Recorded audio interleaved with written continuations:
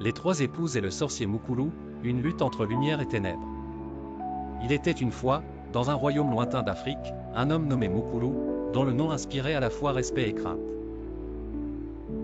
Ce royaume, enveloppé de mystères et de légendes, était une terre où la magie et les rites anciens s'entrelaçaient avec la vie quotidienne. Mukulu, avec sa stature imposante et son regard perçant, était le maître incontesté de ce territoire, et son influence s'étendait bien au-delà des frontières visibles de son domaine.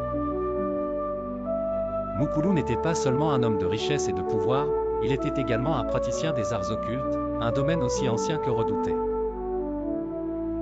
Ses connaissances en magie noire étaient vastes, et il avait su, par des rituels obscurs et des pactes avec des forces surnaturelles, accumuler une richesse inimaginable et un pouvoir presque illimité. Les légendes couraient sur ses capacités extraordinaires, certains disaient qu'il pouvait contrôler les esprits, d'autres affirmaient qu'il avait le pouvoir de manipuler les éléments. Sa renommée était telle que même les plus puissants royaumes voisins le redoutaient et lui offraient tribut en signe de respect et de peur. Cependant, ce qui distinguait vraiment Mukulu et le dieu de sa troisième époque était son engagement dans les arts occultes. Ce n'était pas simplement un passe-temps pour lui, mais une quête obsessionnelle qui le poussait toujours plus loin dans les ténèbres. Sa soif de pouvoir n'avait pas de limite, il était prêt à tout sacrifier pour accroître ses capacités maléfiques. Ses rituels étaient terrifiants, impliquant souvent des sacrifices humains, dont les cris résonnaient dans les profondeurs de la nuit, alimentant ses sorts et ses invocations. La peur de ses sujets était palpable, mais personne n'osait remettre en question ses méthodes ou son autorité. La vie de Mukulu le sorcier, bien que remplie de triomphes et de conquêtes, était également marquée par une série de choix cruels et de décisions sombres. Sa soif insatiable de domination et son désir constant de renforcer ses pouvoirs occultes l'entraînaient dans des ténèbres toujours plus profondes. Ses ambitions le poussaient à manipuler et à exploiter ceux qui l'entouraient, et parmi ces personnes se trouvaient ses trois épouses. Les épouses de Mukulu le sorcier noir africain étaient des femmes de grande beauté et d'une noblesse remarquable, mais leur destin était étroitement lié aux caprices de leur mari. Chacune d'elles avait été choisie pour des raisons spécifiques, une pour ses qualités diplomatiques, une autre pour sa sagesse et la troisième pour sa force physique. Cependant, leur statut de femme d'un homme aussi puissant n'était pas sans coût. Elles étaient devenues les pièces d'un jeu cruel orchestré par Mukulu le sorcier noir africain, un jeu où les enjeux étaient bien plus élevés que leur confort personnel. Les manipulations et les sacrifices dont elles étaient les témoins ou les victimes devenaient des révélateurs puissants des vérités les plus profondes sur le pouvoir, la foi et la rédemption. Le dénouement de cette tragédie familiale dévoilera la réalité de la quête de Mukulu le sorcier. À travers les épreuves et les souffrances de ses épouses, les mystères du pouvoir et les échos de la rédemption se révéleront dans toute leur complexité. La lutte entre la lumière et les ténèbres, la foi et le désespoir, et la possibilité de rédemption à travers les épreuves les plus dures prendra vie dans cette histoire captivante et sombre. Chapitre 1 – Le premier mariage de Mukulu le sorcier et la belle dame Betu. Le premier mariage de Mukulu avec la belle dame africaine Betu était un événement dont le faste et la splendeur ne laissaient personne indifférent. Betu, une princesse à la beauté légendaire, était la fille d'un roi puissant, un monarque respecté et redouté. Le mariage, célébré dans le grand palais de Mukulu, s'annonçait comme une démonstration éclatante de richesse et de prestige. Le jour de la cérémonie, le palais était illuminé par une myriade de lumières magiques, créées par les plus grands sorciers du royaume. Les murs du palais étaient décorés de tissus somptueux et les jardins étaient ornés de fleurs rares, dont les couleurs chatoyantes rivalisaient avec les joyaux portés par les invités. Les festins étaient abondants, avec des mets exotiques et des boissons enivrantes, et la musique des meilleurs musiciens résonnait dans tout le palais. Il était clair que cette union était aussi un spectacle destiné à impressionner et à affirmer le pouvoir de Mukulu. Cependant, sous cette surface éclatante de luxe, une ombre se profilait. Lorsque Betu arriva au palais, elle fut accueillie par une scène qui la troubla profondément. Des symboles mystiques, des crânes humains disposés en cercle rituel, et un grand boa sacré, vénéré dans les rites occultes de Mukulu, étaient disséminés dans le palais. Ces signes, apparemment innocents aux yeux des étrangers, avaient pour Betu une signification inquiétante. Elle ressentait une lourde atmosphère, comme si chaque pierre et chaque recoin du palais chuchotaient des secrets qu'elle n'était pas censée connaître. Malgré le luxe et les honneurs dont elle bénéficiait, Betu se sentait de plus en plus isolée. Les jours passaient, et la grandeur apparente de sa nouvelle vie ne parvenait pas à dissiper le malaise grandissant en elle.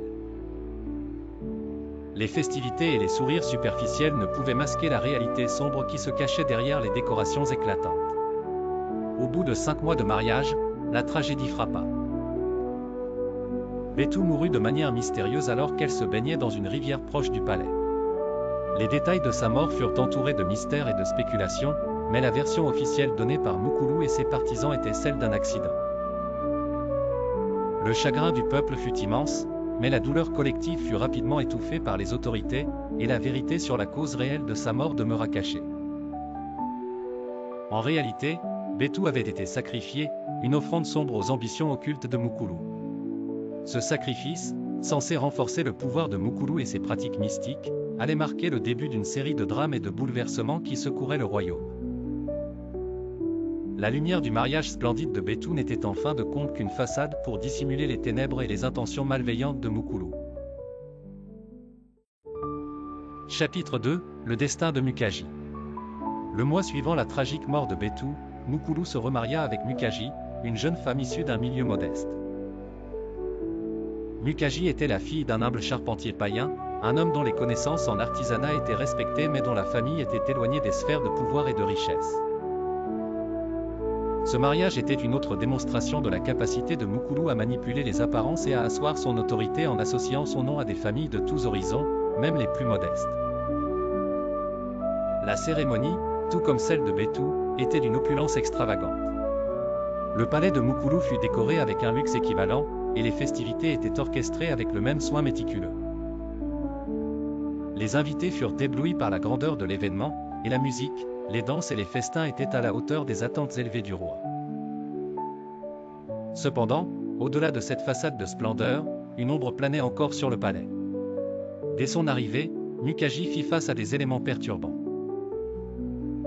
Les mêmes symboles mystiques qui avaient autrefois troublé Betu étaient de nouveau présents, les crânes humains, les sculptures sinistres, et le grand boa sacré, dont la présence était une constante dans les rituels de Mukulu. Les objets, à peine dissimulés, semblaient presque attendre l'arrivée de Mukaji pour accomplir leur sinistre mission. Malgré l'apparente grandeur de son nouveau foyer, Mukaji était hantée par une anxiété croissante. Les rituels auxquels elle était soumise et l'atmosphère pesante du palais ne faisaient que renforcer son malaise. Comme Betu avant elle, Mukaji était prise au piège d'une réalité plus sombre qu'elle ne pouvait fuir. Les jours passaient, et elle se rendait compte que les détails du palais qu'elle avait cru être des extravagances étaient en fait des éléments de rites occultes et de sacrifices. Le mariage, censé être un symbole de joie et de prospérité, se transforma en un tourment pour Mukaji. Les cérémonies religieuses et les rituels auxquels elle devait participer semblaient de plus en plus étranges et menaçants. Malgré les apparences de bonheur, elle ressentait chaque jour la pression croissante de ce destin inévitable. Peu après leur mariage, Mukaji subit le même sort que sa prédécesseur. Elle mourut mystérieusement dans une rivière, tout comme Betu. Les circonstances entourant sa mort furent aussi mystérieuses et rapidement étouffées par le pouvoir en place. La version officielle parlait d'un accident tragique, mais les murmures dans le palais et parmi le peuple suggéraient un autre récit. La répétition de cette tragédie laissait planer un voile de terreur sur le palais et sur le royaume. Le cycle des sacrifices, apparemment ininterrompu, marquait la continuité des sombres ambitions de Mukulu. Mukaji, comme Betu, était devenu une victime des pratiques occultes de Mukulu, un pion sacrifié pour renforcer son pouvoir et ses rituels mystérieux. La récurrence de ces événements tragiques soulignait la nature implacable et cruelle de Mukulu, dont les actes obscurs s'étendaient bien au-delà des cérémonies somptueuses et des façades de grandeur. Le palais, malgré ses apparences éblouissantes, était devenu un lieu de terreur, et le cycle de sacrifices semblait voué à se perpétuer tant que Mukulu régnerait. Chapitre 3 – La lumière de la jeune dame miracle de Dieu dit Miradi. Le mariage de Mukulu le sorcier noir avec la jeune dame miracle de Dieu Miradi marqua une nouvelle ère, bien que les ombres de son passé continuassent à hanter les couloirs du palais. Miradi était la fille d'un grand pasteur chrétien, une femme dont la foi profonde et l'esprit lumineux étaient en contraste saisissant avec la sombre atmosphère du palais de Moukoulou le sorcier noir. Son arrivée fut comme une lueur d'espoir dans un lieu assombri par les ténèbres et les pratiques occultes. La célébration du mariage fut, comme d'habitude, un spectacle de grandeur inégalée. Le palais était une fois de plus orné de décorations somptueuses, et les festivités étaient menées avec une éclatante magnificence. Mais cette fois, l'accent mis sur la richesse et la splendeur semblait presque dérisoire face à la présence d'une femme qui portait en elle une foi et une lumière capables de bouleverser les équilibres établis. Dès son arrivée au palais, Miradi ressentit immédiatement la présence maléfique qui imprégnait les lieux. Les symboles mystiques, les crânes humains, et le grand boa sacré semblaient se dresser contre elle, une manifestation tangible des forces occultes qui avaient été utilisées pour assujettir ses prédécesseurs. Contrairement à Betou et Mukaji, Miradi n'était pas une proie passive, elle était armée de sa foi chrétienne et d'une détermination inflexible. Miradi se mit rapidement à prier avec ferveur, utilisant ses croyances comme une armure contre les forces obscures. Elle invoqua le sang de Jésus-Christ et l'action protectrice du Saint-Esprit pour purifier le palais des influences malignes qui l'avaient corrompu. Ses prières étaient puissantes et remplies de conviction, résonnant comme une déclaration de guerre contre les ténèbres. L'effet de ces prières fut immédiat et spectaculaire. Le grand boa, autrefois symbole redouté du pouvoir de Moukoulou et dont la présence avait été un des piliers de ses rites occultes, mourut subitement. Sa mort, interprétée comme un signe de la victoire des forces divines sur les ténèbres, marqua un tournant décisif dans la lutte pour la purification du palais. Moukoulou, dont la santé avait déjà été affectée par des pratiques occultes et un mode de vie imprégné de corruption, fut subitement frappé par une grave maladie. Loin de l'homme puissant et redouté qu'il avait été, il souffrit d'un AVC généralisé qui le laissa dans un état de détresse prolongée. Sa maladie, perçue comme une punition divine pour ses actes malveillants et ses sacrifices, le réduisit à un état de vulnérabilité extrême. Mouloulou, autrefois un tyran impitoyable, se retrouva désormais à la merci de sa propre souffrance. Les jours passèrent, et Moukoulou, plongé dans une agonie prolongée, fut témoin du déclin irréversible de son pouvoir et de son influence. L'héritage de terreur et de malédiction qu'il avait laissé derrière lui était maintenant en train de se désintégrer sous le poids des forces divines que Miradi avait invoquées. Finalement, Moukoulou succomba à sa maladie. Sa mort ne fut pas seulement la fin d'une vie, mais aussi la dissolution d'un règne imprégné de noirceur et de cruauté. Le palais, désormais purifié des symboles occultes et des influences malignes, semblait enfin prêt à accueillir une nouvelle ère de lumière et d'espoir, un changement radical par rapport aux ténèbres qui avaient autrefois régné. Le chapitre de Moukoulou se clôt sur une note de libération et de rédemption. Miradi, par sa foi inébranlable et son courage, avait non seulement survécu aux épreuves, mais avait également ouvert la voie à une transformation profonde du royaume, offrant une chance de renouveau après une longue période d'obscurité.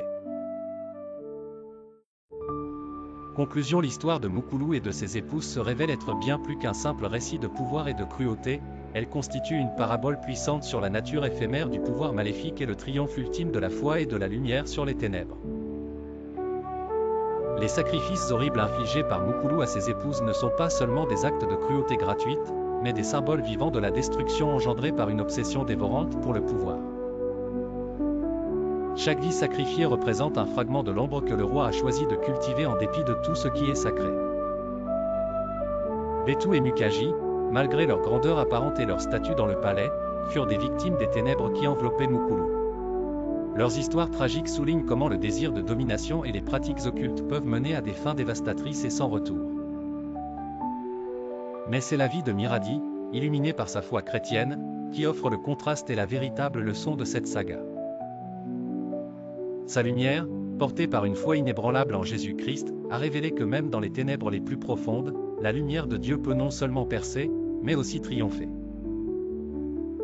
Miradi, en invoquant le sang de Jésus-Christ et en utilisant ses prières puissantes, a non seulement purifié le palais, mais elle a aussi incarné l'espoir et la rédemption.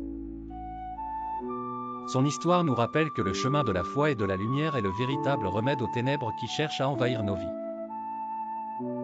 La victoire sur Mukulu est un puissant témoignage que la foi et la lumière divine sont les seules voies vers une véritable paix et rédemption, contrastant fortement avec la nature éphémère des joies et des illusions offertes par les pratiques occultes. À tous ceux qui explorent les mystères de l'occultisme ou recherchent la puissance à tout prix, l'histoire de Mukulu sert de leçon décisive. Les illusions de la magie et du pouvoir sont transitoires et éphémères. La paix véritable, la rédemption et la lumière durable se trouvent uniquement dans la foi en Dieu. Conseil aux jeunes filles d'aujourd'hui, dans un monde où certains hommes acquièrent leur richesse par des moyens sinistres, y compris des pactes de sang, il est crucial de faire des choix éclairés en matière de mariage. Ne soyez pas tentés par la richesse superficielle, et ne laissez pas les illusions matérielles guider vos décisions. Prenez le temps de bien connaître l'homme que vous envisagez d'épouser, et privilégiez une relation basée sur la confiance et le respect mutuel plutôt que sur des intérêts matériels ou des connexions issues des réseaux sociaux.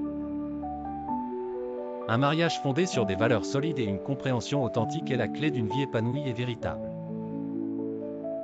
Merci d'avoir regardé cette vidéo.